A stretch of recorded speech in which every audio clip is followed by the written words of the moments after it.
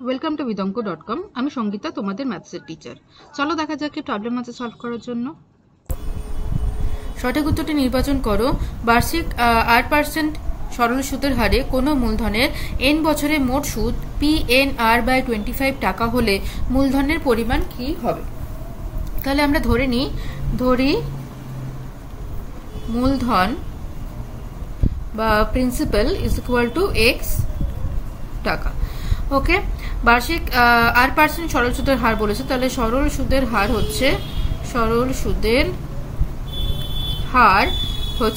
r%, আর সময় হচ্ছে n বছর, আর সিম্পল ইন্টারেস্ট হচ্ছে কত না PNR/25 টাকা।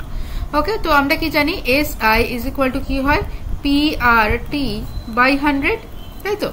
তো SI আমাদের সমস্ত ডেটা দেওয়া আছে এক্সেপ্ট P আমরা x ধরেছি, তাহলে SI এর জায়গায় বসাচ্ছি PNR/25 ইজ ইকুয়াল টু এখানে P এর জায়গায় বসাচ্ছি x ধরেছি আমরা, x ইন্টু r এর জায়গায় r ই বসাচ্ছি কারণ রেট অফ ইন্টারেস্ট r বলেছে, টাইম বলেছে n বছর, এখানে n বসালাম, ডিভাইডেড বাই 100।